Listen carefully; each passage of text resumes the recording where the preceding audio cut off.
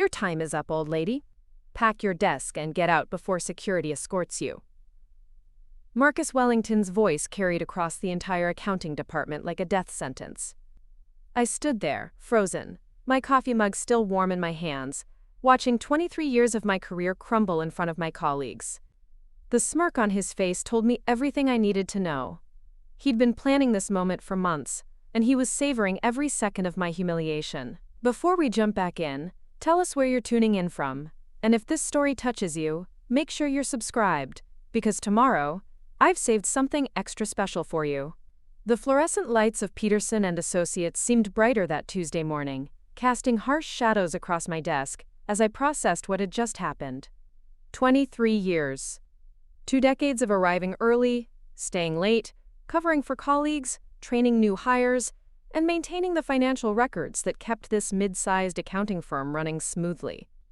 And it was ending with Marcus Wellington, a man 15 years my junior, standing over me with a termination letter and the kind of satisfied expression usually reserved for people who'd just won the lottery. My name is Catherine Rivera, and at 58, I thought I understood how the world worked. I thought loyalty mattered. I thought experience counted for something.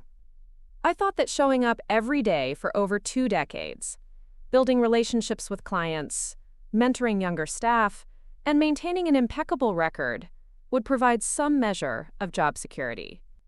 I was about to learn how naive that thinking really was. The termination letter was brief, clinical, and devastating. Due to restructuring and modernization efforts, your position has been eliminated effective immediately. No mention of my perfect attendance record. No acknowledgement of the countless hours I'd spent training Marcus himself when he'd arrived 18 months ago, fresh out of business school with an MBA and an attitude that suggested the world owed him everything. No recognition of the fact that I'd personally saved 3 major client accounts from leaving the firm last year when their previous accountant had made critical errors. Marcus had been hired as the new senior financial analyst, a position that technically placed him above me in the hierarchy, despite my years of experience. From his first day, he'd made it clear that he viewed me as a relic, a dinosaur who couldn't adapt to modern accounting software and contemporary business practices. Never mind that I'd been using advanced financial software since before he'd graduated high school. Never mind that I'd successfully transitioned through 4 major system upgrades during my tenure. Never mind that several clients specifically requested to work with me because they trusted my expertise and attention to detail. The morning had started like any other. I'd arrived at 7:30, 30 minutes before my official start time, because I liked having those quiet moments to organize my day and review any urgent emails that might have come in overnight. The office was always peaceful at that hour, just the hum of computers and the distant sound of the cleaning crew finishing their work. I'd made my usual pot of coffee, strong enough to wake the dead, and settled into my desk to review the quarterly reports that were due by the end of the week. I should have noticed that Marcus was already in his office when I arrived. That was unusual because he typically rolled in around 9, sometimes later, claiming that he worked better when he could ease into his day without the stress of rushing. I should have paid attention to the fact that he'd been having hushed phone conversations for the past several weeks, always stepping away from his desk when he noticed me nearby. I should have been more suspicious when he'd started asking detailed questions about my client relationships, my project timelines, and my knowledge of various accounts. But I'd attributed all of that to ambition. Marcus was clearly eager to advance in the company, and I'd actually been impressed that he was finally showing initiative and interest in understanding the broader scope of our department's operations.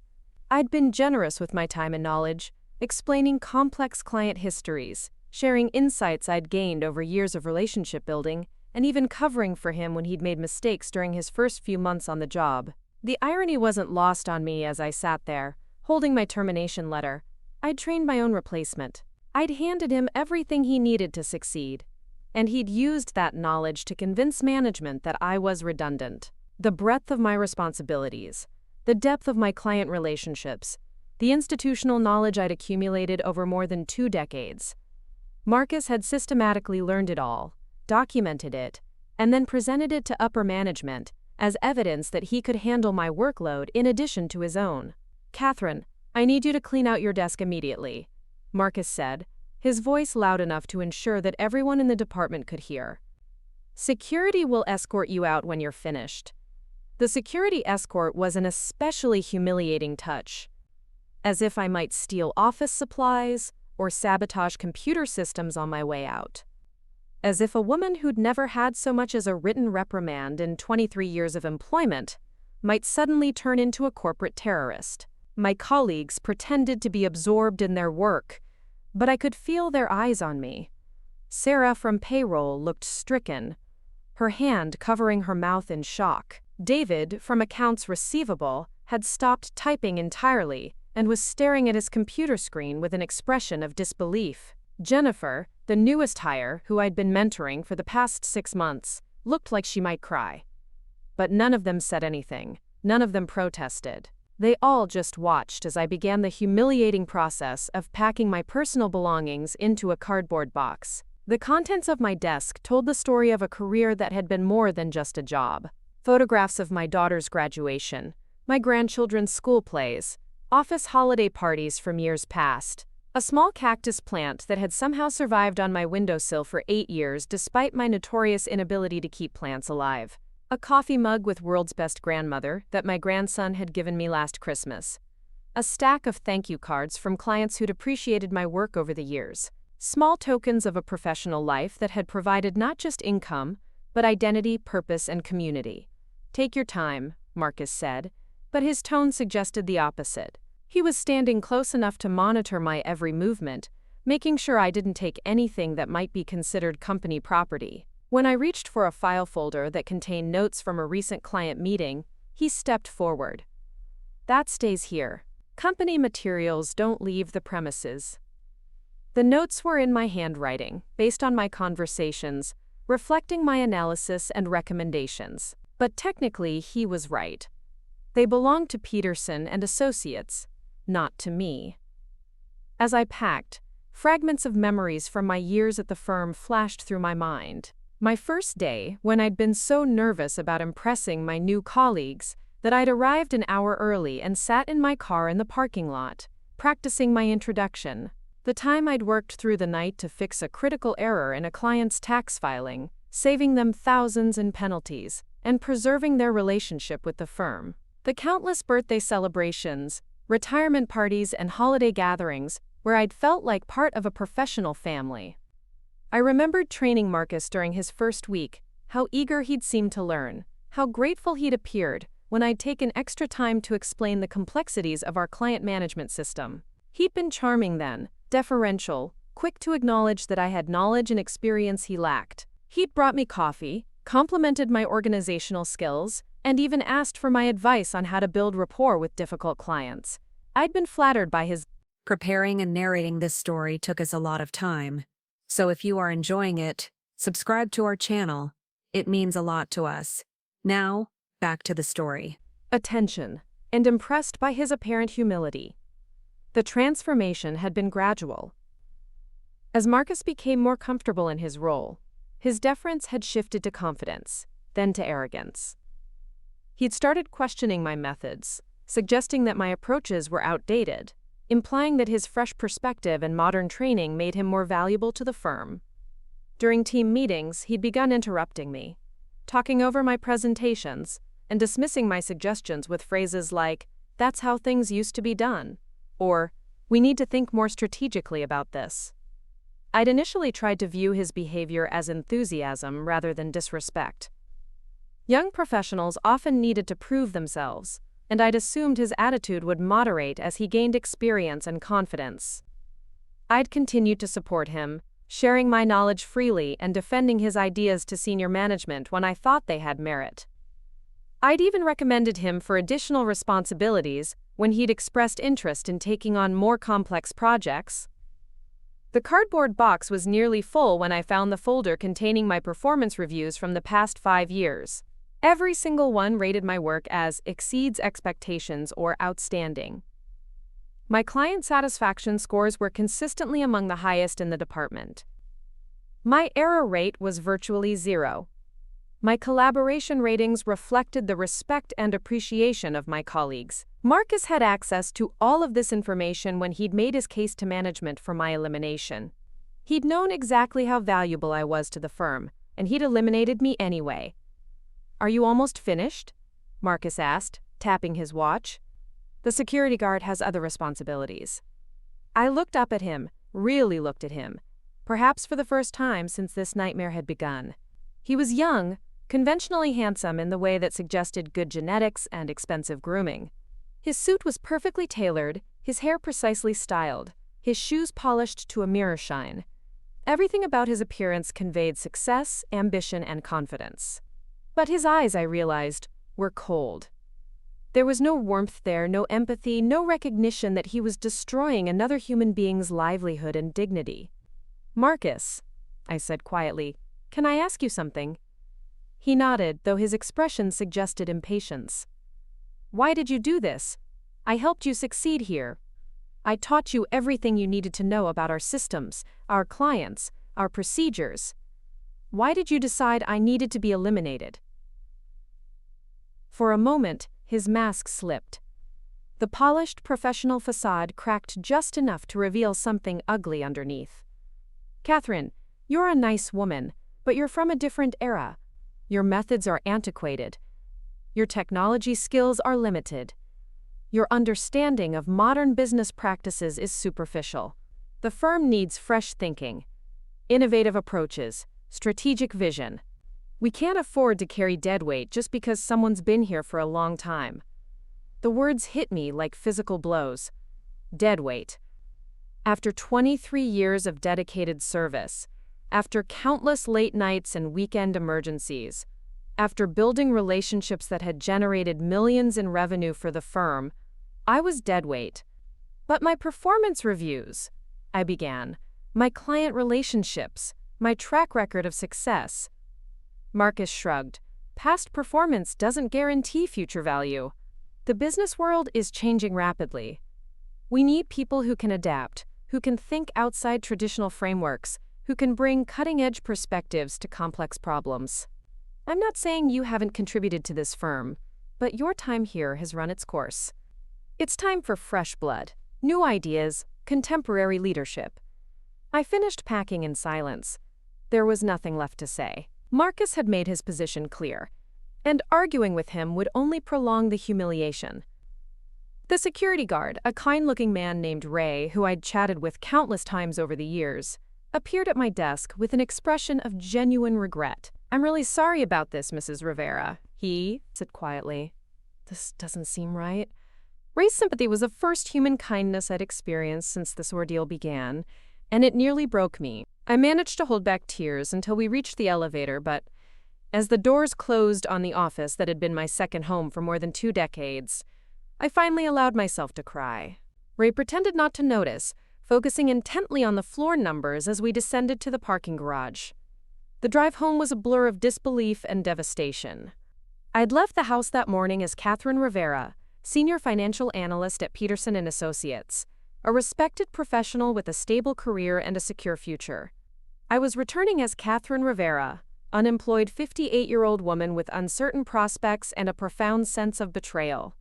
The transition had taken less than 30 minutes, but it felt like my entire identity had been erased.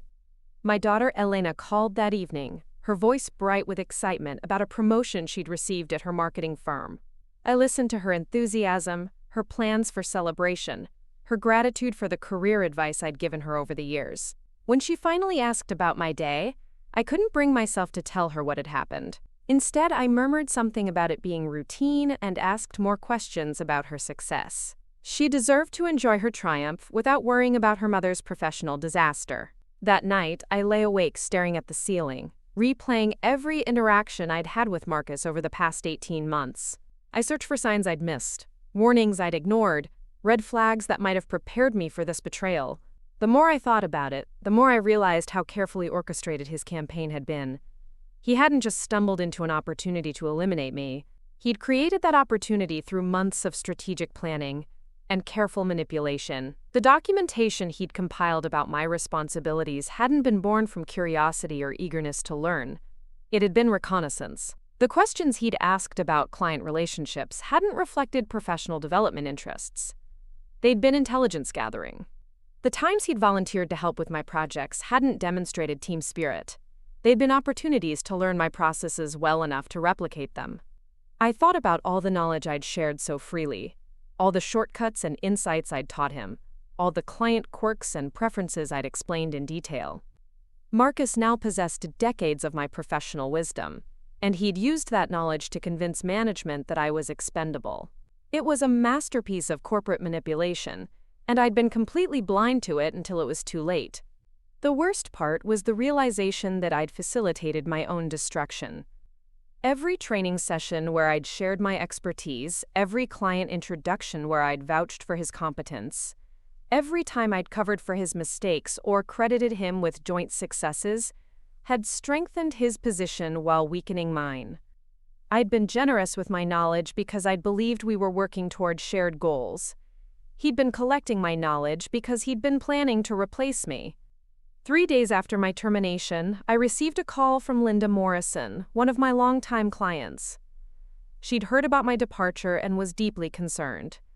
"Catherine, what happened?" Marcus called to tell me he'd be handling my account going forward, but he couldn't answer basic questions about my portfolio. He didn't seem to understand the tax strategy we've been implementing, and he had no knowledge of the estate planning issues we've been addressing. How is he supposed to manage my affairs if he doesn't understand the foundation we've built over the past 8 years? That conversation was the first hint that Marcus might have overestimated his ability to seamlessly step into my role. Over the following weeks, I received similar calls from other clients. They were frustrated by his lack of institutional knowledge, concerned about his unfamiliarity with their specific situations, and disappointed by the impersonal approach he was taking to client relationships. Several mentioned that they were considering switching to other firms if the quality of service didn't improve quickly. I was professionally obligated to be diplomatic in my responses to these calls. I couldn't criticize Marcus or Peterson and Associates without risking potential legal consequences. But I also couldn't help feeling a small measure of satisfaction, knowing that his grand plan might not be working as smoothly as he'd anticipated. The clients weren't just business relationships to me.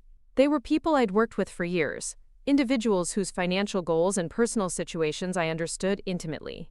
Marcus might have learned the technical aspects of managing their accounts, but he hadn't inherited the trust and rapport that had taken years to build. 2 weeks after my termination, I had lunch with Sarah from payroll. She'd reached out privately, expressing concern about my well-being and curiosity about my future plans.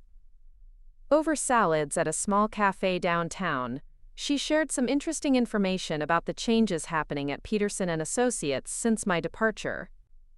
"Things are not going well in your old department," she said, lowering her voice despite the fact that we were nowhere near the office. "Marcus is struggling to keep up with everything. He's working late every night, coming in on weekends, and he still can't seem to manage the workload effectively." Sarah continued, "3 clients have already complained to management about the quality of service they're receiving. The Morrison account is threatening to leave if they don't get better support. The Henderson portfolio review was supposed to be completed last week, but Marcus hasn't even started it. And yesterday, he made a significant error in the Johnson tax filing that David had to fix before it went out." The picture she painted was of a department in chaos, with Marcus drowning in responsibilities he'd convinced management he could handle with ease. "The partners are starting to ask questions," Sarah added. "They're wondering why they need to hire additional staff to cover work that you used to manage single-handedly. Marcus keeps requesting assistance, claiming that the client demands have increased significantly since your departure. But the partners know that's not true. They're beginning to realize that maybe eliminating your position wasn't the strategic move Marcus had convinced them it would be." As I drove home from lunch with Sarah, I felt the first stirring of something I hadn't experienced since my termination. Not quite hope, but possibility.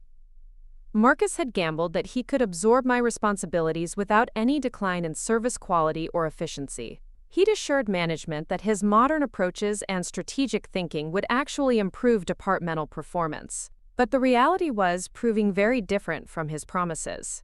That evening, I did something I hadn't done since being fired. I updated my resume and began researching job opportunities in the area. Not because I was desperate to find another position immediately, but because I was starting to think about what I wanted my next chapter to look like. For the first time since that humiliating Tuesday morning, I was beginning to feel like Catherine Rivera, experienced financial professional, rather than Catherine Rivera, discarded old lady. The phone call that changed everything came on a Thursday morning, 3 weeks after my termination. The caller ID showed Peterson and Associates, and for a moment I considered not answering. But curiosity won out. Catherine? This is James Peterson, the founding partner of the firm, a man I'd interacted with countless times over the years but who rarely called employees directly. Catherine, I hope you're well. I was wondering if you might have time to meet with me this week. There are some issues I'd like to discuss with you. The meeting was scheduled for Friday afternoon in James Peterson's corner office, a space I'd been in only a handful of times during my tenure at the firm. The office reflected old-school, professional success, rich mahogany furniture, leather-bound books, framed degrees and certifications, photographs with local business leaders and politicians. James Peterson was in his 70s, a man who'd built the firm from a small neighborhood practice into one of the most respected accounting firms in the region. Catherine, he said, gesturing for me to take a seat across from his desk, I want to apologize for the abrupt manner of your departure. I've been reviewing the circumstances surrounding your termination, and I have some concerns about how the situation was handled. His words were careful, measured, but I could hear genuine regret in his voice. I've also been reviewing the performance of our department since your departure, and I'm troubled by what I've discovered. He opened a file folder and began sharing details that confirmed everything Sarah had told me, plus additional problems I hadn't heard about. Client complaints had increased dramatically, project deadlines were being missed regularly, the quality of work product had declined noticeably. Other staff members were being asked to work overtime consistently to cover gaps in service delivery. And Marcus, despite his confident assurances that he could handle expanded responsibilities, was clearly overwhelmed and struggling to meet basic performance expectations. The partners and I have concluded that eliminating your position was a mistake, James Peterson continued. Your departure has created significant operational challenges that we hadn't anticipated. We underestimated the breadth of your contributions and the depth of your client relationships. We also overestimated Marcus's ability to absorb your responsibilities while maintaining his own performance standards. He paused, studying my expression carefully. Catherine, I'd like to offer you the opportunity to return to Peterson and Associates. Not to your previous position, but to a newly created role as Senior Client Relations Manager. The position would involve oversight of our most important client accounts, mentoring of junior staff, and strategic consultation on complex financial matters. The salary would be substantially higher than your previous compensation, and you'd report directly to the partners rather than through departmental management. I sat in silence for several moments, processing what he'd just offered. A triumphant return to Peterson and Associates, vindication of my value to the firm, recognition of my expertise and experience. It was more than I'd dared to hope for 3 weeks ago, but something held me back from immediately accepting. James, what about Marcus? How would this arrangement work given his role in my original termination? James Peterson's expression grew stern. Marcus's employment with Peterson and Associates has been terminated. His misrepresentation of his capabilities, his failure to maintain service standards, and his role in creating the current crisis have led us to conclude that he's not a good fit for our organization. We've also discovered some discrepancies in his expense reports and questions about his billing practices that require further investigation. The room fell silent as I absorbed this information. Marcus Wellington, the ambitious young professional who'd orchestrated my humiliation and elimination, had lasted less than a month in my expanded role before his own inadequacies became impossible to ignore. The man who'd called me deadweight had proven himself incapable of handling the responsibilities he'd convinced management he could master. I appreciate the offer, James, I said finally, but I need some time to consider it. This has been a difficult period, and I want to make sure I'm making the right decision for my future. He nodded understandingly. Of course. Take all the time you need. The position will remain open until you're ready to give me an answer.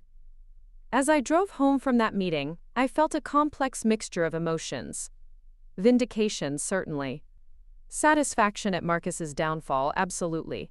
But also a strange sense of empowerment that I hadn't expected. For the first time in my professional life, I held all the cards. Peterson and Associates needed me more than I needed them. I could return on my own terms, with better compensation and greater authority than I'd ever had before. Or I could walk away entirely, confident in the knowledge that my value had been proven beyond question. The next morning, I made a decision that surprised even me.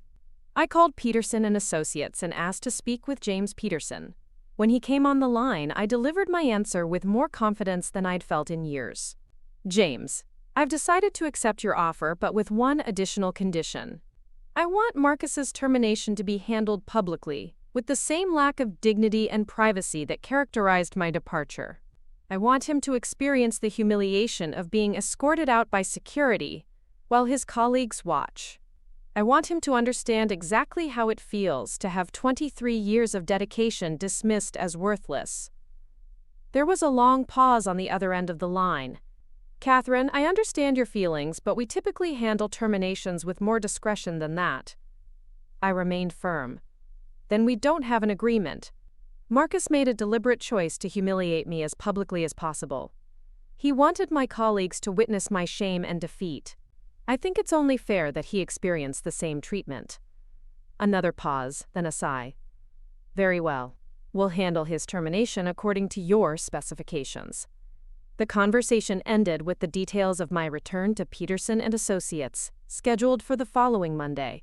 I would walk back into the office where I'd been humiliated and degraded, this time as Senior Client Relations Manager, with the authority and respect that Marcus had tried to steal from me. Monday morning arrived with the kind of crisp autumn air that felt like new beginnings. I dressed carefully for my return, choosing a navy blue suit that projected confidence and authority. I arrived at Peterson and Associates at 7:30, just as I always had, but this time I was escorted to my new office by James Peterson himself. The office was significantly larger than my previous workspace, with windows overlooking the city and furnishings that reflected my elevated status within the firm. At 9 o'clock, I heard the commotion from the main floor. Raised voices, the sound of items being hastily packed, the unmistakable presence of security personnel. I couldn't resist walking to my window, which provided a clear view of the parking lot below.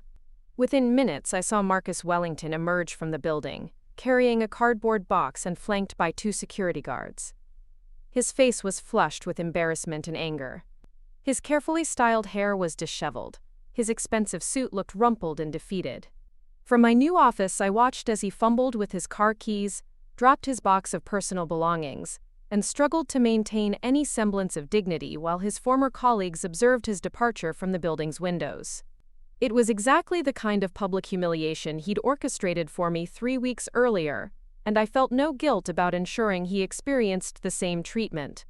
My phone rang, interrupting my observation of Marcus's departure. It was Linda Morrison, the client who'd called to express concern about the transition to Marcus's management. Catherine, I just heard the wonderful news that you're back at Peterson and Associates. I can't tell you how relieved I am. The past few weeks have been incredibly frustrating, and I was seriously considering finding a new firm. But knowing you're back gives me confidence that we can get my portfolio management back on track.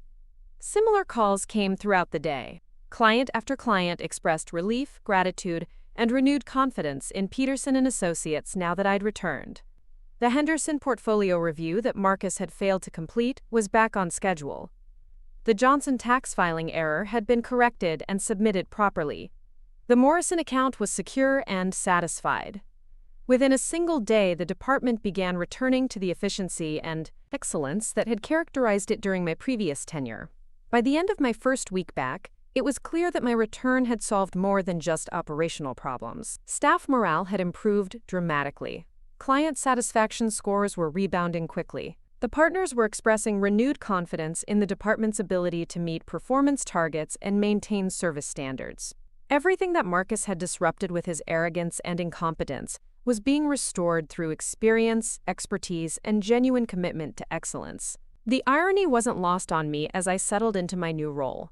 Marcus had eliminated my position because he'd viewed me as outdated, irrelevant, and expendable. But his failure had proven exactly the opposite. My methods weren't antiquated. They were effective. My approaches weren't obsolete. They were reliable. My value wasn't diminished by my age. it was enhanced by my experience. 3 months into my return, I received an unexpected email from Marcus Wellington. The subject line read, "Professional Inquiry," and the message was brief but revealing. He was writing to ask if I might serve as a reference for a position he was pursuing at another accounting firm. He acknowledged that our professional relationship had ended on difficult terms, but he hoped I might be willing to provide a positive recommendation based on his potential rather than his recent performance. I stared at the email for a long time, considering how to respond. The man who'd called me deadweight was now asking me to vouch for his professional capabilities. The person who'd orchestrated my public humiliation was now requesting my assistance in rebuilding his career. The irony was almost too perfect to ignore. In the end, I responded with perfect professional courtesy and devastating honesty. I acknowledged his request, thanked him for thinking of me as a potential reference, and politely declined to provide a recommendation. I explained that my commitment to professional integrity prevented me from endorsing candidates whose capabilities I couldn't confidently support based on direct observation of their performance. The response was diplomatic, professional, and completely destructive to his prospects. Any potential employer who received such a carefully worded non-recommendation would understand exactly what it meant. I wasn't willing to speak positively about his abilities, which told them everything they needed to know about his likely performance in their organization. 6 months after my return to Peterson and Associates, I was recognized as Employee of the Year, an honor I'd never received despite my decades of service to the firm. The award ceremony included testimonials from clients, colleagues, and partners about my contributions to the organization's success. James Peterson spoke about the importance of experience, wisdom, and institutional knowledge in maintaining excellence. The entire event felt like a celebration not just of my individual achievements, but of the value of seasoned professionals in an increasingly youth-obsessed business culture. As I stood at the podium accepting the award, I looked out at my colleagues and reflected on the journey that had brought me to this moment. 6 months earlier, I'd been humiliated, terminated, and dismissed as irrelevant. Today, I was being celebrated as indispensable. The difference hadn't been a transformation in my capabilities, or an improvement in my performance. The difference had been the recognition of value that had always existed, but had been temporarily obscured by one person's ambition and short-sightedness. During my acceptance speech, I spoke about the importance of treating all employees with dignity and respect, regardless of their age or length of service. I talked about the value of institutional knowledge and the danger of discarding experience in favor of novelty. I emphasized the importance of building inclusive workplaces where wisdom and innovation could coexist productively. And while I never mentioned Marcus Wellington by name, everyone in the room understood the subtext of my remarks. The real victory wasn't Marcus's termination or my triumphant return. The real victory was the transformation in how Peterson and Associates approached human resources and professional development. New policies were implemented to ensure that termination decisions involved multiple levels of review. Training programs were established to help younger employees understand the value of learning from senior colleagues rather than competing with them. Mentorship initiatives were created to facilitate knowledge transfer between generations of professionals. 1 year after my return, I received a LinkedIn message from a young woman named Jessica Chen who had recently started at another accounting firm in the city. She'd heard about my experience at Peterson and Associates and wanted to share her own story. She'd been working with a senior colleague who reminded her of me. Knowledgeable, generous with guidance, and committed to excellence. But she'd also been feeling pressure from management to prove her own value by distinguishing herself from the older employees in her department. "Reading about your situation made me realize how destructive that mindset could be," she wrote. "Instead of viewing my senior colleagues as obstacles to my advancement, I've started seeing them as resources for my development. I've begun asking questions instead of assuming I already know better. I've started listening instead of just waiting for my turn to speak. And I've discovered that learning from experience doesn't diminish my own potential for innovation. It enhances it." Jessica's message reminded me that my story had reached beyond Peterson and Associates, inspiring other professionals to reconsider their assumptions about age, experience, and value in the workplace. The humiliation Marcus had intended to be the end of my career had instead become the beginning of a new chapter focused on mentorship, advocacy, and positive change within the professional community. Looking back now, I can see that Marcus Wellington did me an unexpected favor. His betrayal forced me to confront my own assumptions about loyalty, job security, and professional relationships. His calculated cruelty taught me valuable lessons about recognizing manipulation and protecting my own interests. His spectacular failure demonstrated that experience and wisdom have enduring value that can't be replicated through ambition alone. The young man who'd once told me my time was up had learned the hard way that time has a way of proving who brings real value to an organization and who simply talks about bringing value. In the end, his time at Peterson & Associates was measured in weeks, while mine continues to be measured in decades. And in a profession where trust, reliability, and expertise matter more than flash and ambition, longevity speaks for itself. As I sit in my office today, mentoring another young professional who reminds me of the person Marcus could have been if he'd chosen collaboration over competition, I'm grateful for every lesson this experience taught me. The difficult moments revealed strengths I didn't know I possessed. The professional setback led to greater opportunities than I'd ever imagined, and the attempt to diminish my value ultimately proved how irreplaceable that value really was. Sometimes the best revenge isn't planning someone's downfall. Sometimes the best revenge is simply being so good at what you do that their absence becomes irrelevant while your presence becomes indispensable. Marcus Wellington learned that lesson the hard way, and I suspect he'll spend the rest of his career trying to rebuild what his arrogance cost him.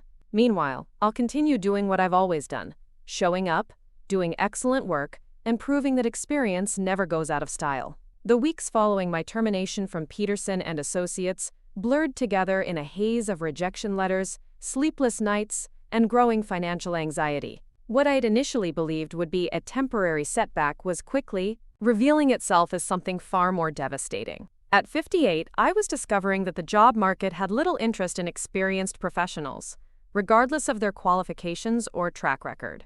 My daily routine had become a soul-crushing cycle of online applications, networking calls, and increasingly desperate attempts to present myself as relevant, in a world that seemed determined to cast me aside.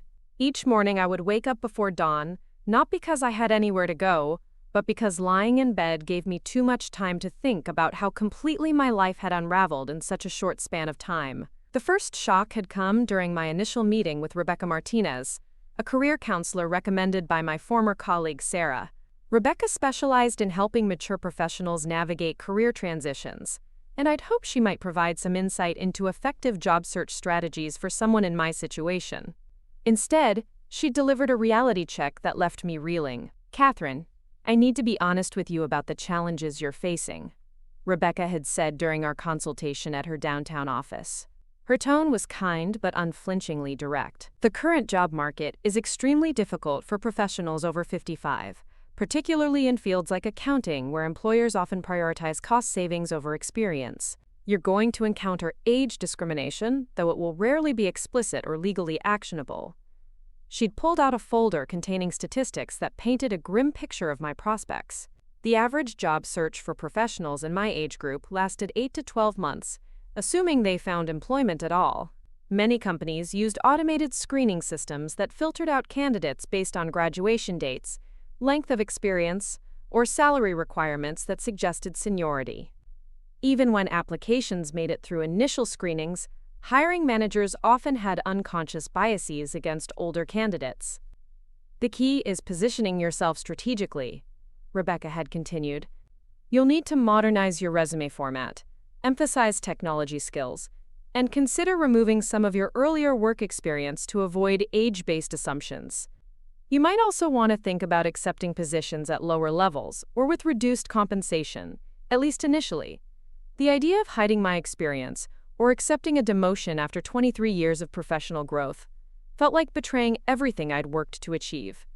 But as the weeks passed and my savings account dwindled, I began to understand that pride might be a luxury I couldn't afford. The mortgage on my small house wasn't going to pay itself, and my health insurance through Cobra was costing more per month than I'd ever imagined possible. My first real interview came 6 weeks after my termination, with a regional accounting firm called Bradley & Associates. The position was for a senior accountant role, technically a step down from my previous responsibilities, but the salary was reasonable, and the company had a good reputation in the local business community. I'd spent hours preparing, researching the firm's client base, practicing answers to common interview questions, and selecting an outfit that projected competence without suggesting that I might be overqualified or expensive. The interview was conducted by David Bradley himself, a man roughly my age who'd founded the firm 15 years earlier. I'd felt cautiously optimistic during our conversation. He'd seemed impressed by my experience, asked thoughtful questions about my approach to client relationship management, and nodded approvingly when I described some of the complex projects I'd handled at Peterson & Associates. When he'd mentioned that they were looking for someone who could provide stability and institutional knowledge to their growing team, I'd felt like I was exactly what they needed. "Catherine, I have to say your qualifications are impressive," David had said as our meeting concluded. "You clearly have the expertise we're looking for, and your client references are outstanding. I'll be making a decision within the next few days, and I'll definitely be in touch either way." The handshake had been firm, the eye contact confident, and I'd left his office feeling more hopeful than I had since my termination. The rejection call came 3 days later. David's assistant, speaking in the carefully neutral tone that job seekers learn to dread, informed me that they'd decided to go with another candidate whose background was a better fit for their current needs. When I'd asked for feedback that might help me in future applications, she'd offered only vague platitudes about it being a competitive process and wished me luck in my search. It was Sarah who eventually told me the real reason I hadn't gotten the job. She'd run into David Bradley at a professional networking event and had mentioned that she knew I was interviewing with his firm. His response had been revealing in its honesty. "Catherine seems like a wonderful person with impressive experience, but we were concerned about cultural fit. Our team skews pretty young, and we worried that someone with her level of experience might have trouble adapting to our more casual, collaborative environment. We also thought she might get bored with the day-to-day responsibilities, or expect more authority than we were prepared to offer." The translation was clear. I was too old, too experienced, and too likely to challenge their existing dynamics. Despite my qualifications, despite my enthusiasm for the role, despite my willingness to take a step back in responsibility, I was perceived as a threat rather than an asset. The very experience that should have made me valuable was being used as evidence that I wouldn't fit in. The pattern repeated itself over the following months. Interviews that seemed promising would end with polite rejections for vague reasons. Companies that had seemed interested based on my resume would suddenly discover that my qualifications weren't quite what they were looking for. Hiring managers who'd been enthusiastic during phone screenings would become noticeably cooler during in-person meetings, as if seeing my actual age had changed their entire perception of my candidacy. The worst interview had been with a startup that provided financial consulting services to small businesses. The founders were both in their early 30s, and the entire staff appeared to be under 40. I'd known from the moment I walked into their ultra-modern office space, with its open floor plan, standing desks, and abundance of houseplants, that I was out of place. But I'd persevered through the interview process, trying to demonstrate that I could adapt to their culture while bringing valuable experience to their team. "So Catherine," one of the founders had said, leaning back in his ergonomic chair, "tell us about your experience with social media marketing and digital client acquisition strategies." I'd explained that while those weren't areas of specialization for me, I was eager to learn and had been taking online courses to develop contemporary marketing skills. The exchange of glances between the two founders had been subtle but unmistakable. I was already behind before the interview had really begun. "What about your familiarity with cloud-based accounting platforms and artificial intelligence tools for financial analysis?" the other founder had asked. Again, I'd admitted that my experience was primarily with more traditional systems, but I'd emphasized my adaptability and willingness to embrace new technologies. Their subsequent questions had felt more like tests designed to highlight my deficiencies than genuine attempts to assess my potential contributions. The interview had concluded with them asking about my long-term career goals and whether I might find their fast-paced, constantly evolving environment challenging after years in more established corporate settings. It was a polite way of suggesting that I was too set in my ways to thrive in their dynamic workplace. The rejection email had arrived the next morning, thanking me for my interest and wishing me well in my future endeavors. As my job search stretched into its 4th month, I began to confront the possibility that I might never find another position comparable to what I'd lost at Peterson & Associates. The financial pressure was becoming acute. My savings were dwindling rapidly, consumed by mortgage payments, insurance premiums, and basic living expenses. I'd already canceled cable television, reduced my grocery budget to essentials, and postponed necessary home repairs. The comfortable middle-class lifestyle I'd built over decades of steady employment was eroding with frightening speed. My daughter Elena had begun dropping hints about financial assistance, offering to help with my mortgage payments, or suggesting that I might want to consider moving in with her family temporarily. Her concern was touching, but the idea of becoming financially dependent on my children at this stage of my life felt like a fundamental failure. I'd raised Elena to be independent and self-sufficient. Now I was facing the prospect of reversing those roles in ways that challenged my entire sense of identity and self-worth. The emotional toll was perhaps even more devastating than the financial pressure. I'd spent my entire adult life defining myself through my professional achievements and contributions. My work at Peterson & Associates hadn't just been a job. It had been a source of purpose, identity, and social connection. Without those daily interactions, challenging projects, and sense of professional accomplishment, I felt increasingly isolated and irrelevant. My social life had largely revolved around work relationships and professional activities. Colleagues who had been friends gradually stopped calling as the months passed. Professional networking events became exercises in maintaining dignity, while explaining my prolonged unemployment to increasingly uncomfortable contacts. Even casual social interactions became minefields, where simple questions like "how's work going?" could trigger waves of shame and embarrassment. The psychological impact of prolonged unemployment was something I'd never fully understood before experiencing it personally. Each rejection felt like a personal judgment of my worth and competence.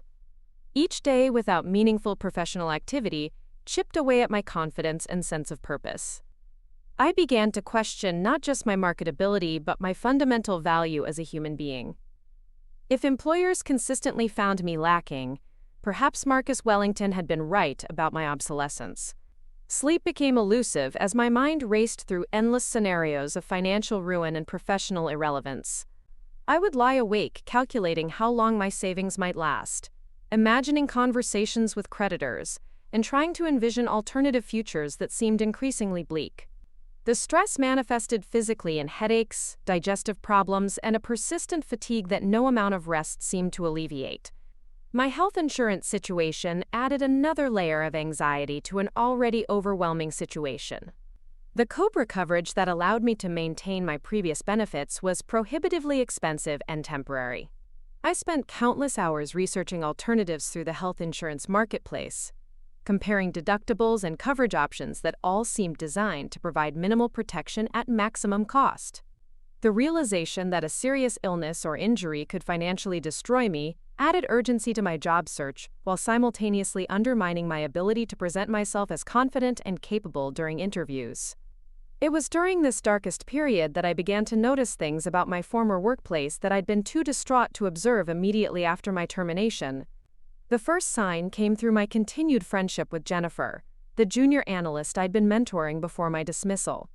She'd reached out periodically to check on my well-being, and during one of our coffee meetings she'd mentioned some concerning developments at Peterson & Associates. "Things have been really chaotic since you left," Jennifer had confided, stirring her latte nervously. "Marcus is completely overwhelmed. He's working 12-hour days and weekends, but he still can't keep up with everything.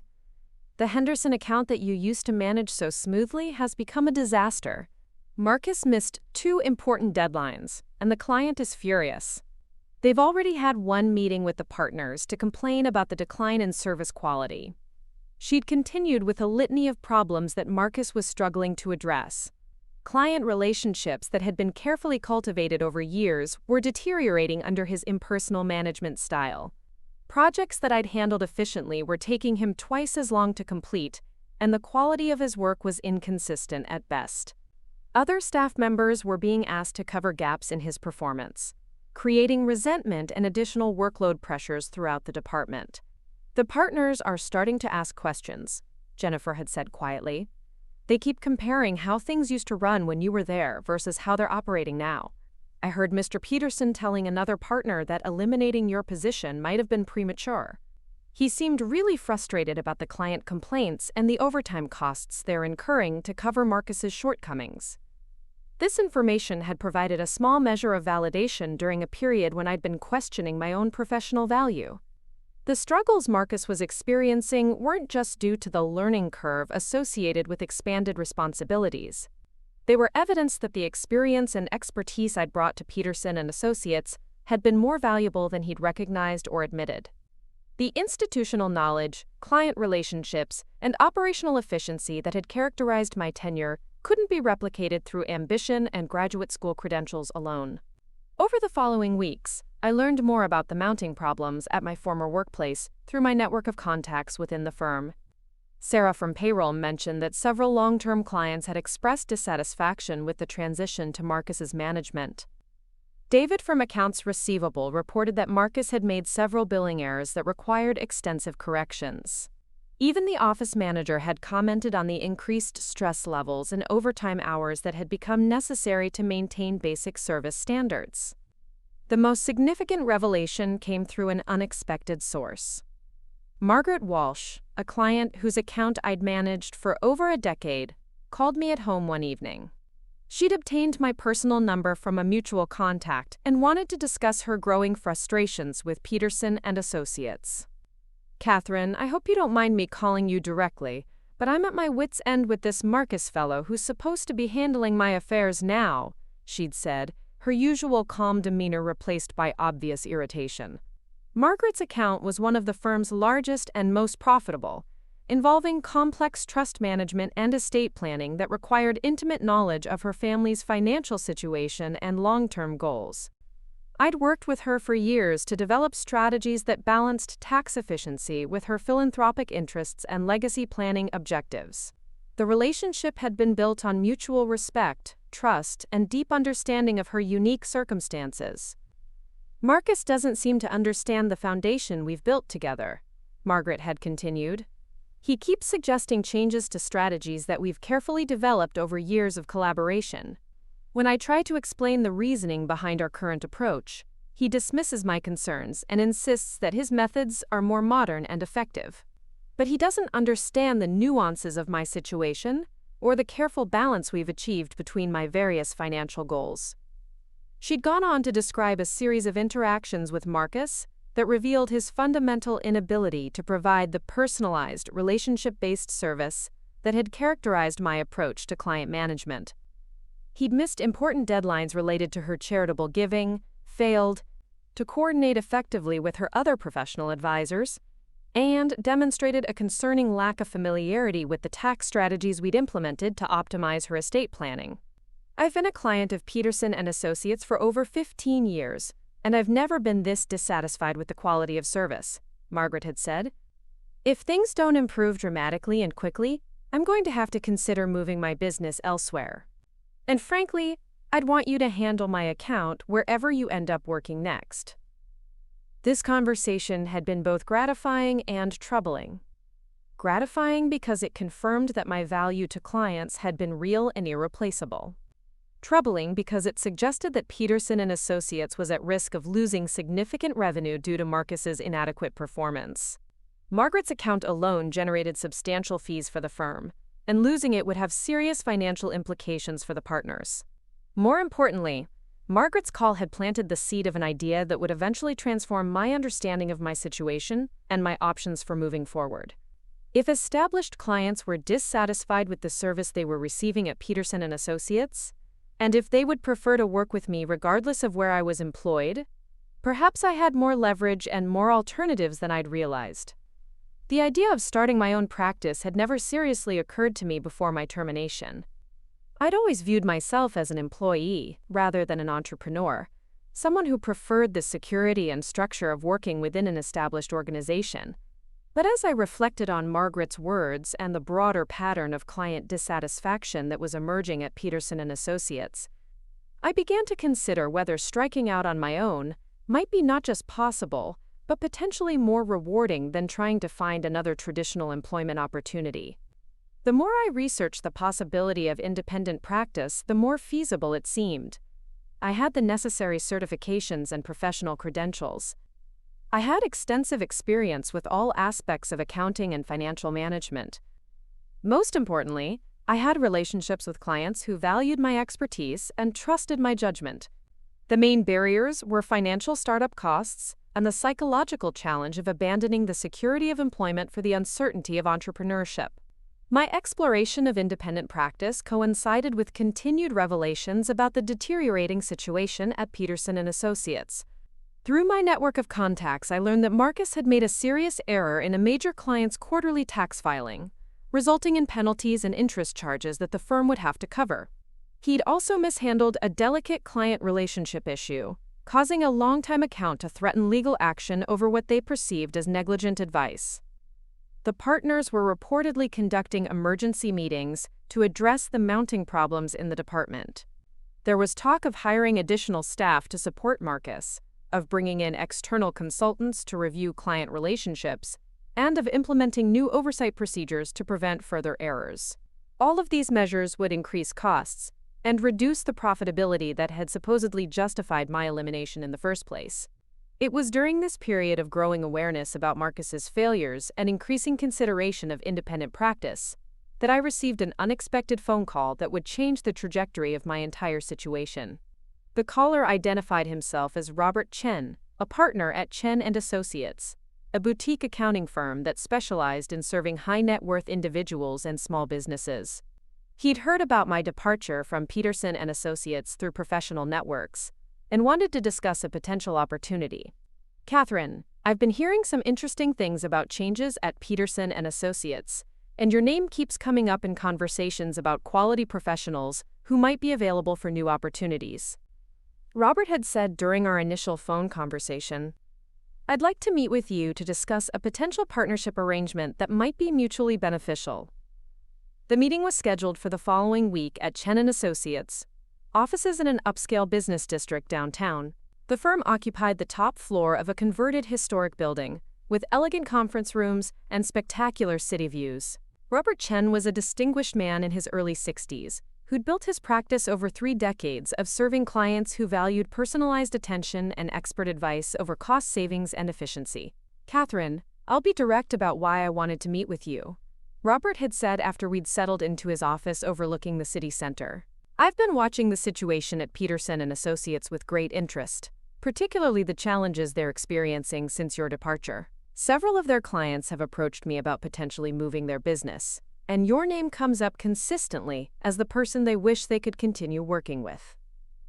He'd explained that Chen & Associates was structured as a partnership of independent practitioners who shared resources and overhead costs while maintaining autonomy over their individual client relationships.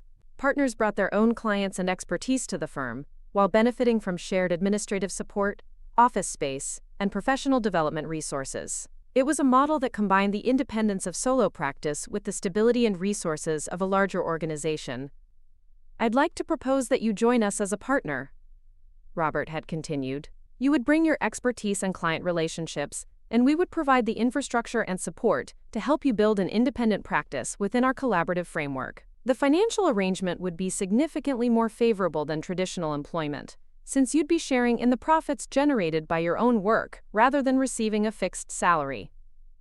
The proposal was intriguing on multiple levels. It would allow me to escape the age discrimination and limited opportunities of the traditional job market, while building something that belonged to me, rather than to an employer who might decide to eliminate my position on a whim. It would also enable me to provide the kind of personalized, relationship-based service that clients like Margaret Walsh were seeking but couldn't find at firms focused primarily on cost efficiency and profit maximization. The partnership arrangement would require me to bring a certain number of clients with me to ensure immediate revenue generation. This requirement had initially seemed like a potential obstacle, but as I considered the conversations I'd had with former Peterson & Associates clients, I began to realize that it might be less challenging than I'd assumed. Margaret Walsh had already expressed interest in following me wherever I went. Other clients had made similar comments during our interactions since my termination. Robert had given me 2 weeks to consider his proposal and to assess whether I could generate sufficient client interest to make the partnership viable. The timeline was tight, but it also created urgency that forced me to move beyond theoretical consideration to practical action. I would need to contact former clients directly, gauge their interest in switching firms, and determine whether I could build a sustainable practice around their business. The first call was to Margaret Walsh, who responded with immediate enthusiasm. "Catherine, this is wonderful news. I've been hoping you'd find a way to start your own practice. I would absolutely move my business to work with you again. In fact, I've been delaying several important decisions because I wasn't confident in the advice I was receiving from Marcus. When can we schedule a meeting to discuss the transition?" Similar responses came from other former clients as I worked through my contact list. The Henderson account that Jennifer had mentioned was experiencing problems, expressed immediate interest in switching. The Morrison family, whose complex estate planning I'd managed for years, was eager to resume working with me. Even some smaller accounts that I'd served at Peterson & Associates were willing to move their business to maintain our professional relationship. Within a week, I had commitments from clients representing more than enough revenue to meet Chen & Associates' partnership requirements. The response was so positive that I began to understand how significantly my departure had impacted not just Peterson & Associates' operational efficiency, but their client satisfaction and retention. The relationships I'd built over years of dedicated service were proving to be more valuable and more portable than I'd ever imagined. The decision to accept Robert Chen's partnership offer was ultimately easy, despite the fear and uncertainty that accompanied any major life change. The alternative was continuing to search for traditional employment in a market that had consistently demonstrated its lack of interest in mature professionals. The partnership offered autonomy, financial upside, and the opportunity to work with clients who valued my expertise rather than viewing my experience as a liability. My last conversation with Marcus Wellington before joining Chen & Associates came through an unexpected encounter at a downtown coffee shop. I'd been meeting with a potential new client when I'd spotted him at a corner table, looking haggard and stressed in ways that were strikingly different from the confident young professional who'd orchestrated my termination 6 months earlier. When our eyes met, he'd approached my table with an expression that mixed embarrassment with what might have been desperation. "Catherine, I'm glad I ran into you," he'd said, though his body language suggested he was anything but glad. "I wanted to apologize for how things ended at Peterson & Associates. I realize now that I may have been hasty in my assessment of the situation. The transition has been more challenging than I anticipated, and I've gained a new appreciation for the complexity of what you were managing." His apology was carefully worded, probably crafted after consultation with legal counsel or career advisors. But beneath the diplomatic language, I could hear genuine distress. The confident young man who'd dismissed my contributions as outdated was now struggling with responsibilities he'd convinced management he could handle with ease. The very complexity he'd underestimated was overwhelming him daily. "I heard you're starting your own practice," he'd continued. "I hope there are no hard feelings about what happened. Maybe we could even collaborate on some projects in the future, once things settle down." The suggestion was so tone-deaf, so oblivious to the magnitude of what he'd done, that I'd almost laughed. The man who'd publicly humiliated me and stolen my livelihood was now suggesting professional collaboration, as if we were simply former colleagues who'd had a minor disagreement. "Marcus, I appreciate your apology," I'd replied, keeping my voice carefully neutral. "But I think it's best if we keep our professional paths separate going forward. I'm sure you'll figure out how to manage your responsibilities at Peterson & Associates." The conversation had ended there, with Marcus nodding awkwardly and returning to his table where he'd sat staring at his laptop with the expression of someone drowning in obligations he couldn't fulfill. That encounter had provided a satisfying sense of closure to the most difficult chapter of my professional life. The man who'd called me deadweight was now struggling with work that I'd handled smoothly for years. The person who'd questioned my relevance was now discovering exactly how relevant my contributions had been. The individual who'd engineered my departure was now experiencing the consequences of his own short-sightedness and overconfidence. More importantly, the contrast between his obvious distress and my growing excitement about the future highlighted how completely the situation had reversed. 6 months earlier, I'd been the one facing uncertainty and professional catastrophe.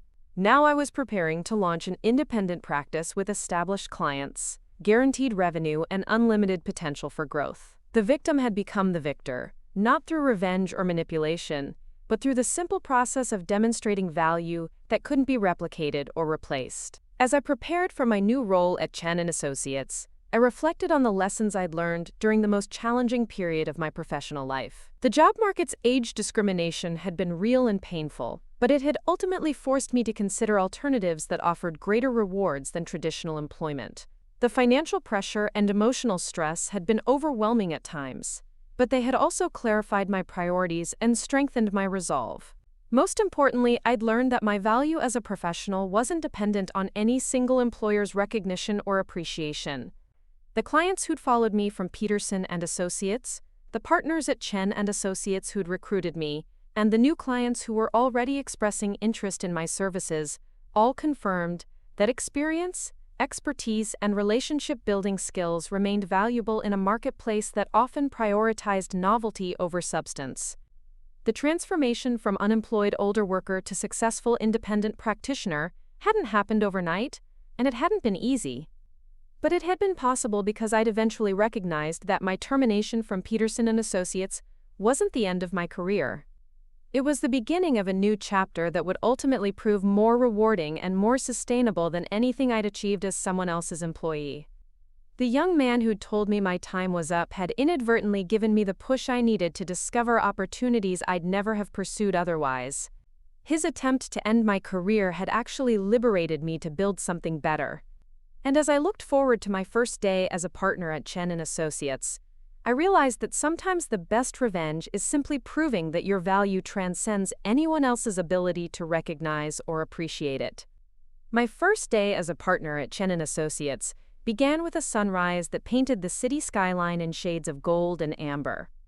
I arrived at the office building 45 minutes early, not from nervousness but from excitement that had made sleep impossible. The contrast with my final morning at Peterson and Associates couldn't have been more stark. Instead of carrying a cardboard box filled with discarded belongings, I was arriving with a briefcase full of client files and partnership agreements that represented a new beginning built on my own terms. The elevator ride to the 15th floor gave me time to reflect on the extraordinary transformation that had occurred over the past 8 months. The woman who had been publicly humiliated and dismissed as obsolete was now a full equity partner in a prestigious firm, bringing with her a portfolio of clients that represented over $2 million in annual revenue. The financial security that had been stripped away by Marcus Wellington's betrayal had been replaced by something far more valuable: ownership of my own professional destiny. Robert Chen greeted me personally in the reception area, a gesture of respect that immediately established the tone of our partnership. His firm handshake and genuine smile conveyed the kind of professional recognition I'd been missing since my termination. We walked together through the elegantly appointed offices, past conference rooms with floor-to-ceiling windows and individual partner offices that reflected the success and dignity of independent practice. My new office was corner space with panoramic views of the downtown district and the mountains beyond. The mahogany desk and leather furnishings spoke to the firm's commitment to projecting success and stability to clients who expected their financial advisors to demonstrate prosperity through their professional environment. But more than the physical trappings, what struck me was the nameplate on the door: Catherine Rivera, CPA, partner. After decades of being someone else's employee, seeing my name displayed with such authority felt revolutionary. The morning was devoted to administrative orientation and meetings with key staff members who would support my practice within the firm's collaborative structure. Unlike the chaotic environment I'd left at Peterson and Associates, Chen and Associates operated with the kind of systematic efficiency that comes from having experienced professionals who understand the importance of detailed planning and careful execution. Every aspect of client service, from initial consultation to ongoing relationship management, was designed to exceed expectations rather than merely meet minimum standards. My first client meeting as a partner was scheduled for 10 o'clock with Margaret Walsh, whose immediate enthusiasm for my new venture had provided the foundation for everything that followed. She arrived precisely on time, impeccably dressed and carrying the thick portfolio of financial documents that represented years of collaborative planning. The reunion was warm but professional, acknowledging both our personal connection and the serious business we needed to address. "Catherine, I cannot tell you how relieved I am to be working with you again," Margaret said as we settled into the conference room adjacent to my office. "The past few months have been incredibly frustrating. Marcus simply doesn't understand the complexity of my financial situation, or the careful balance we've achieved between tax efficiency and philanthropic objectives. I've been postponing several major decisions because I didn't trust the advice I was receiving. We spent the next 3 hours reviewing her current financial position, reassessing strategies that had been disrupted during the transition period, and developing an action plan to address opportunities that had been missed during her time with Marcus. The depth of institutional knowledge required to serve her effectively became immediately apparent as we discussed trust structures, estate planning modifications, and charitable giving strategies that built on foundations we'd established over years of collaboration. The technical complexity of Margaret's situation highlighted exactly why Marcus had struggled so dramatically to replace me. Her portfolio wasn't just a collection of accounts and investments. It was an integrated financial ecosystem that reflected her values, family dynamics, business interests, and long-term legacy goals. Understanding how all these elements interconnected required not just technical expertise but intimate knowledge of her personal circumstances and decision-making preferences that couldn't be transferred through file reviews or briefing sessions. By the end of our meeting, Margaret had signed agreements transferring all her accounts from Peterson and Associates to Chen and Associates, a process that would involve moving over $40 million in managed assets. The revenue implications for my new firm were substantial, but the personal satisfaction of restoring a professional relationship that had been severed by Marcus's incompetence was even more meaningful. This wasn't just about business. It was about vindication of the relationship-based approach to client service that he had dismissed as outdated. The afternoon brought meetings with 2 other former Peterson and Associates clients who had expressed interest in following me to my new practice. The Henderson family, whose complex business succession planning had been one of Marcus's most visible failures, arrived with a litany of complaints about missed deadlines, inadequate communication, and strategic recommendations that revealed a fundamental misunderstanding of their objectives. Their decision to transfer their business was immediate and unanimous. "Catherine, we should have insisted on working exclusively with you from the beginning," Thomas Henderson said as we concluded our consultation. "The past few months have been a nightmare of confusion and delays. Marcus kept trying to implement changes to strategies that had taken us years to develop, apparently without understanding why we'd made those choices in the first place. We've lost valuable time and opportunities because of his inexperience and arrogance." The Morrison account presented a similar story of frustration and disappointment with Marcus's approach to client service. Their estate planning needs required coordination with attorneys, insurance professionals, and investment advisors in multiple states, a level of complexity that demanded both technical expertise and exceptional organizational skills. Marcus's failure to maintain effective communication among all parties had created confusion and delays that threatened important deadlines and tax optimization opportunities. We kept asking ourselves why we were tolerating such poor service from Peterson and Associates when we knew you were available, Patricia Morrison explained during our meeting. Marcus seemed to view our questions and concerns as challenges to his authority rather than opportunities to provide better service. The contrast with your collaborative approach couldn't be more obvious. By the end of my first week as a partner, I had successfully transferred 7 major accounts from Peterson and Associates to Chen and Associates, representing a total of over $80 million in managed assets. The financial impact on my former employer was immediate and devastating. These weren't marginal clients whose departure might go unnoticed. They were cornerstone accounts that had provided substantial revenue and prestige for the firm over many years. The psychological satisfaction of this client exodus was immense, but it was tempered by a growing awareness of the broader implications of what was happening. Peterson and Associates wasn't just losing revenue, they were losing their reputation for excellence in serving high-net-worth clients. The departure of so many prestigious accounts in such a short time frame would inevitably raise questions among remaining clients about the firm's stability and competence. My success at Chen and Associates was attracting attention throughout the local professional community. Word spread quickly in accounting circles about the experienced partner who had built a thriving practice almost overnight by leveraging client relationships that had been disrupted by poor management decisions at a competing firm. The story became a cautionary tale about the risks of eliminating experienced professionals in favor of less costly but less capable alternatives. 3 weeks into my partnership, I received an unexpected call from James Peterson himself. His voice carried a tone of professional courtesy, but I could detect underlying strain that suggested he was dealing with significant stress. The conversation began with pleasantries about my new venture and congratulations on my apparent success, but quickly moved to the real purpose of his call. "Catherine, I'll be direct about why I'm calling," James said after the initial courtesies. "We're experiencing some challenges in our wealth management division, and I've been wondering if you might be interested in discussing a consulting arrangement that could be mutually beneficial. Your expertise with high net worth clients has clearly been more valuable than we fully appreciated, and we'd like to explore ways to potentially work together again." The irony of receiving a consultation request from the firm that had terminated me just months earlier was almost overwhelming. The same organization that had viewed me as expendable deadweight was now asking for my help in addressing problems created by my elimination. James Peterson was essentially admitting that Marcus's confident assurances about his ability to absorb my responsibilities had proven to be catastrophically wrong. "James, I appreciate you reaching out," I replied carefully, "but I'm fully committed to building my practice here at Chen & Associates.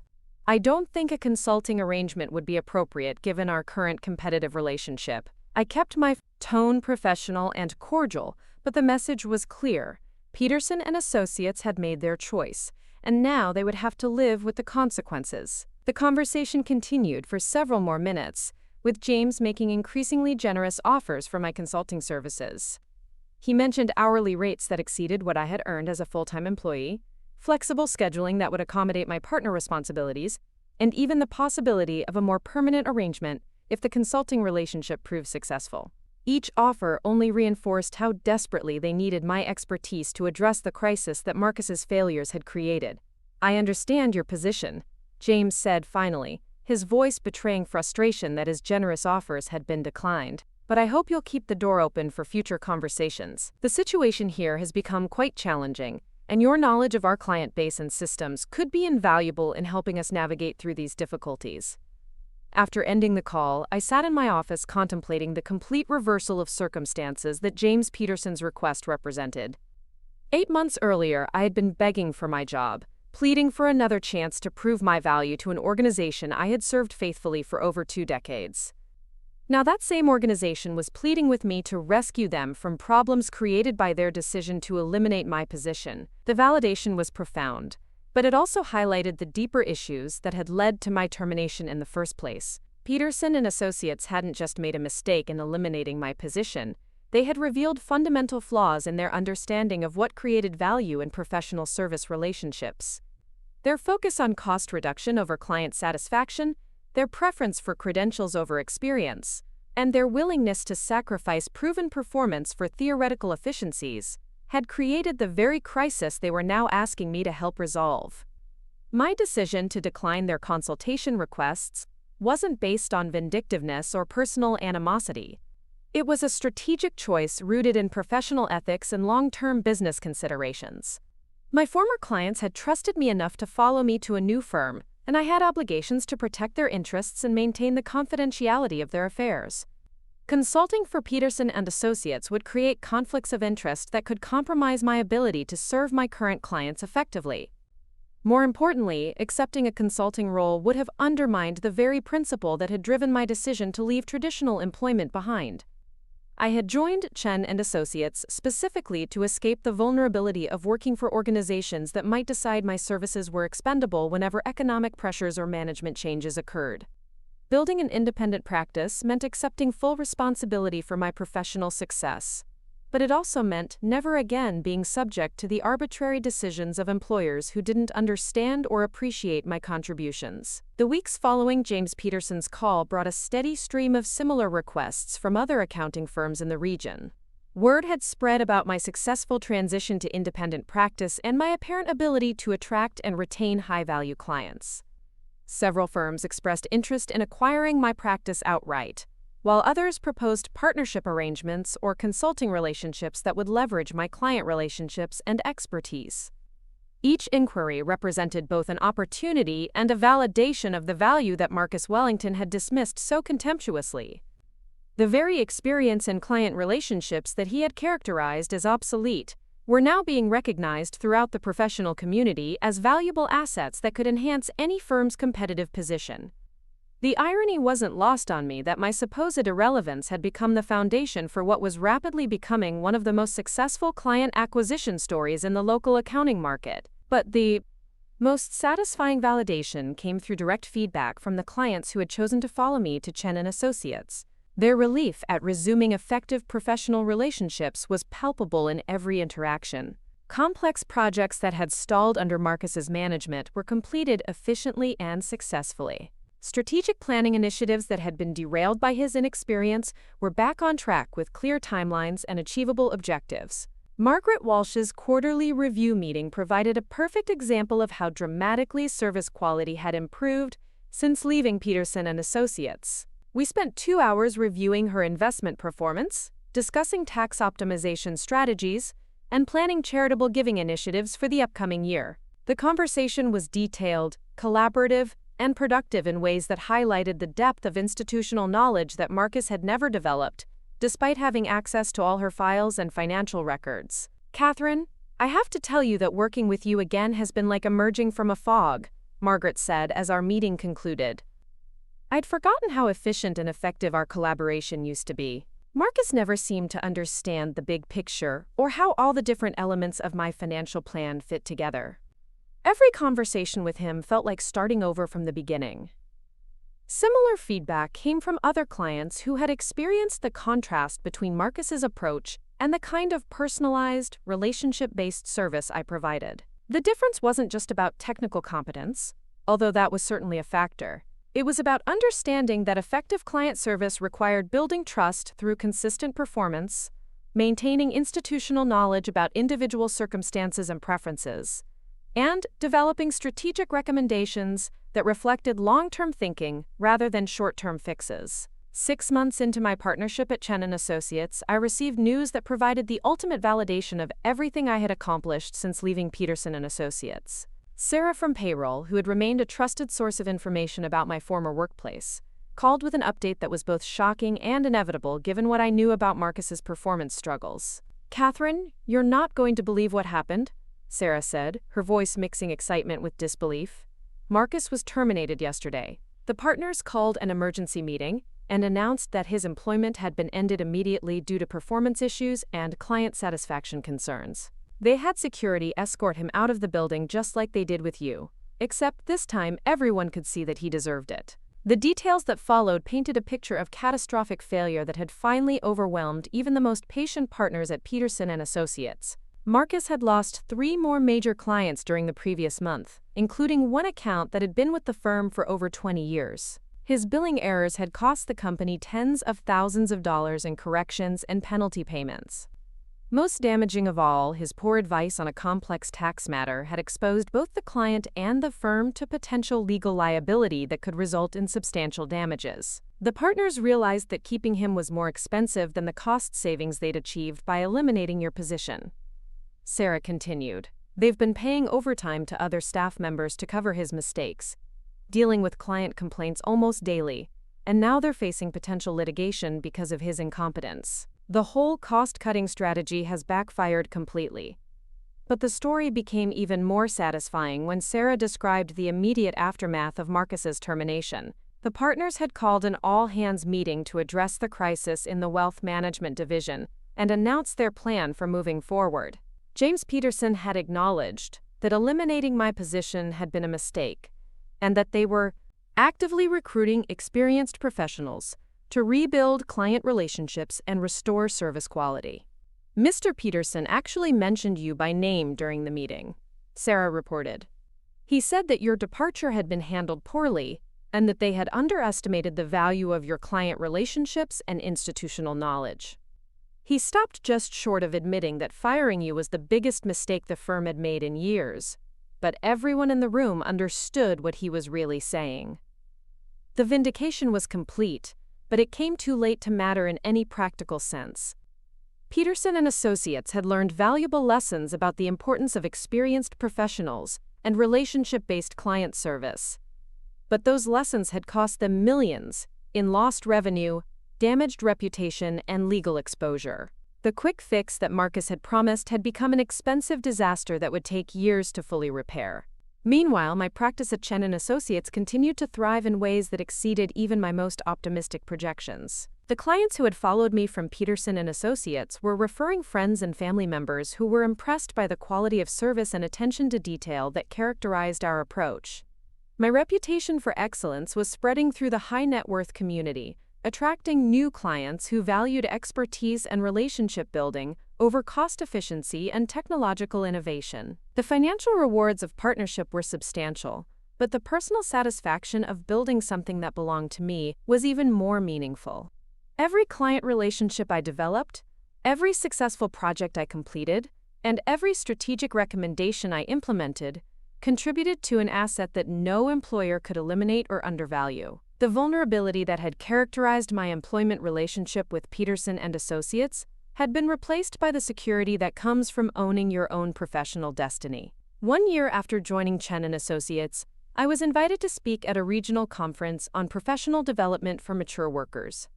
The organizers had heard about my successful transition from traditional employment to independent practice and wanted me to share insights that might help other professionals navigate similar career changes. The invitation represented recognition that my story had broader implications beyond my personal circumstances. The presentation I developed focused on the importance of understanding your own value proposition and the dangers of allowing others to define your professional worth. I talked about the need to build portable assets like client relationships, specialized expertise, and professional reputation that could survive employment disruptions. Most importantly, I emphasized that age and experience could be competitive advantages, rather than liabilities for professionals who position themselves strategically and refuse to accept others' assessments of their capabilities. The audience response was enthusiastic and emotional. During the question and answer session, numerous attendees shared their own experiences with age discrimination, unexpected terminations, and struggles to find new opportunities in an increasingly youth-oriented job market. Many expressed gratitude for hearing a success story that demonstrated that professional setbacks could become opportunities for growth and independence.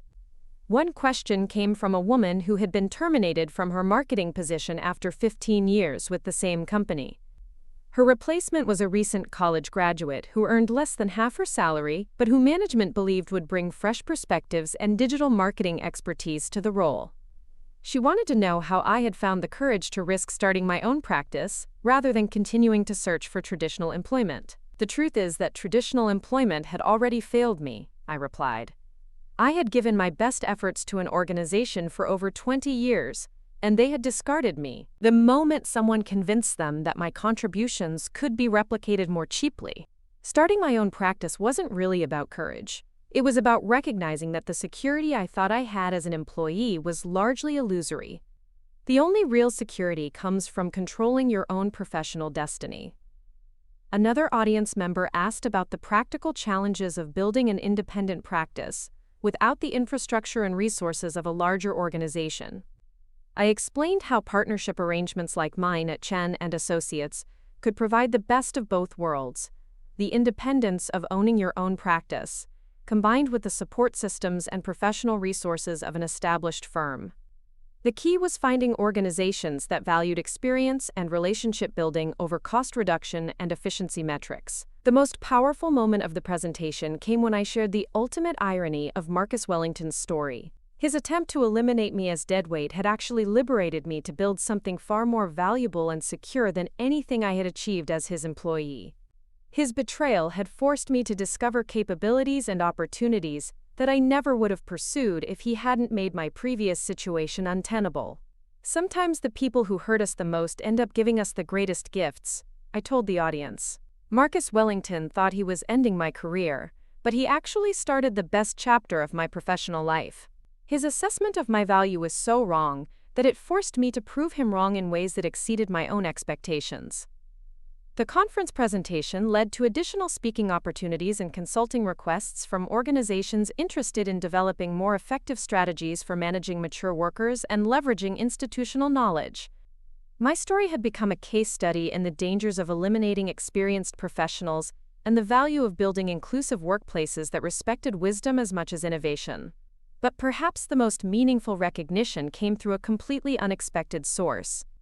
2 years after my departure from Peterson and Associates, I received a LinkedIn message from Jennifer, the junior analyst I had mentored before my termination.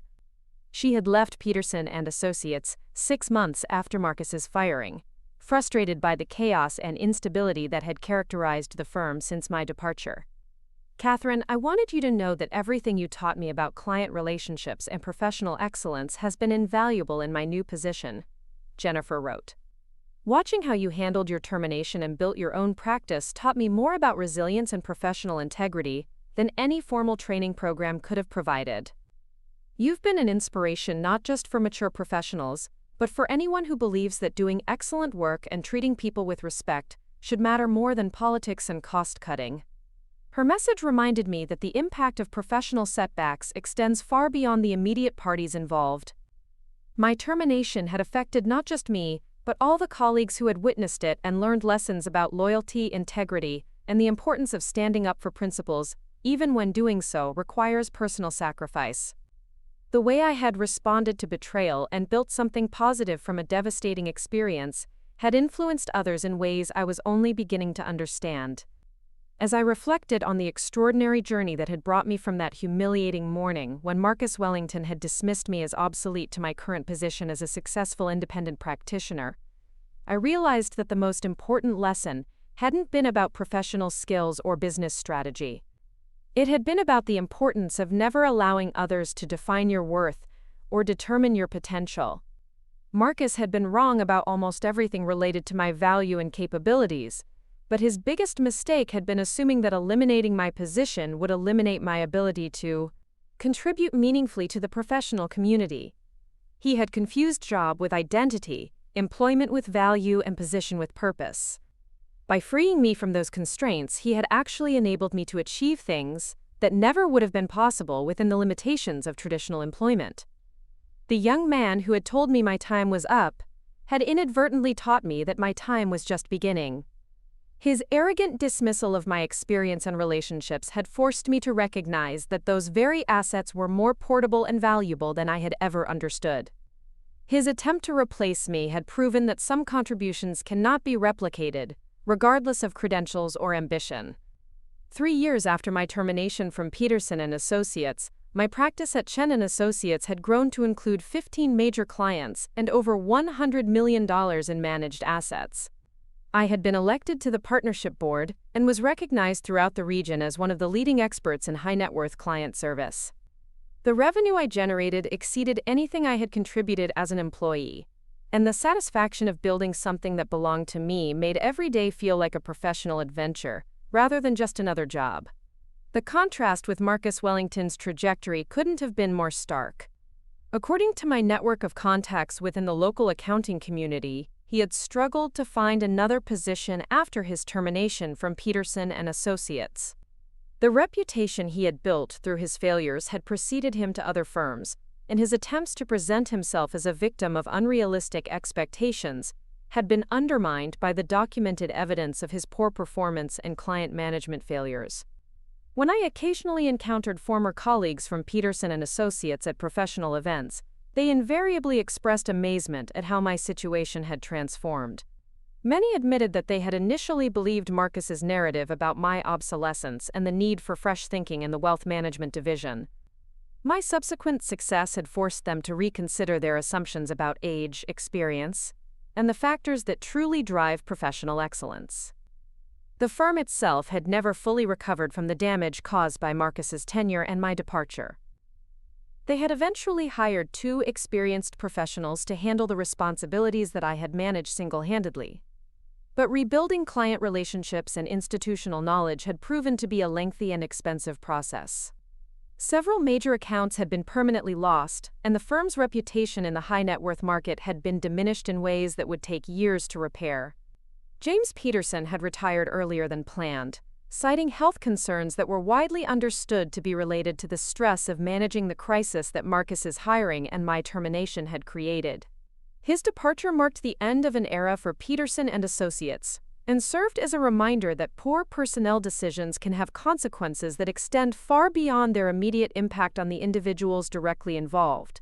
As I sat in my office on the third anniversary of my termination, looking out at the city skyline that had witnessed my complete professional transformation, I felt gratitude for every difficult moment that had brought me to this point. The humiliation, the financial pressure, the uncertainty, and the self-doubt had all been necessary elements of a journey that had ultimately led to greater success and satisfaction than I had ever experienced as someone else's employee. The young man who had dismissed me as deadweight had been wrong about everything except one crucial point. My time at Peterson & Associates was indeed up. But rather than ending my career, that termination had begun the most rewarding chapter of my professional life. Sometimes the people who try to destroy us end up showing us exactly how strong we really are, and sometimes the doors that get slammed in our faces lead us to opportunities we never would have discovered otherwise. Marcus Wellington had taught me that professional security comes not from pleasing employers or avoiding confrontation, but from building value that belongs to you rather than to others. His betrayal had forced me to recognize capabilities I had never fully utilized and to pursue opportunities I had never seriously considered. In trying to eliminate me as competition, he had actually created a competitor far more formidable than anything I had been as his colleague. The story of my termination and subsequent success had become something of a legend within the local professional community, shared as both a cautionary tale about the dangers of underestimating experienced professionals and an inspirational example of how setbacks can become stepping stones to greater achievements. Young professionals sought my mentorship to learn about client relationship building, while mature workers looked to my example for hope that their experience retained value despite marketplace trends that seemed to favor youth over wisdom. But the most satisfying aspect of my transformation wasn't the financial success or professional recognition, though both were gratifying. It was the knowledge that I had proven wrong every assumption that Marcus Wellington had made about my value, my relevance, and my future potential. His assessment of my capabilities had been so completely incorrect that it had actually freed me to achieve things that exceeded even my own expectations. The man who had told me my time was up had given me the greatest gift of my professional life, the motivation to prove that my time was actually just beginning. His arrogant dismissal had become the foundation for achievements that never would have been possible if he had simply treated me with the respect and recognition that my contributions deserved. As I prepared to leave the office that evening, I reflected on how completely the power dynamic between Marcus and me had reversed. He had once held my professional fate in his hands, confident in his ability to eliminate me as an obstacle to his ambitions. Now I held the kind of professional security and autonomy that he would probably never achieve, while he continued to struggle with the consequences of decisions that had revealed the fundamental flaws in his character and judgment. The young man who had been so certain of his superiority had learned that confidence without competence is ultimately destructive, while the woman he had dismissed as obsolete had proven that experience combined with determination can overcome any professional setback. His time at Peterson & Associates had indeed been brief, while my influence on the professional community continued to grow with each passing year. Sometimes justice comes not through dramatic confrontations or elaborate revenge schemes, but through the simple process of allowing incompetence to reveal itself, while competence builds something lasting and valuable. Marcus Wellington had eliminated himself through his own failures, while I had elevated myself through persistence, excellence, and the kind of relationship-building skills that cannot be taught in business school or acquired through ambition alone. The story that had begun with humiliation and betrayal had ended with vindication and triumph, proving that professional setbacks are often just opportunities for comebacks that exceed anything that might have been possible, without the motivation that comes from being underestimated by people who should have known better. Up next, you've got 2 more standout stories right on your screen. If this one hit the mark, you won't want to pass these up. Just click and check them out.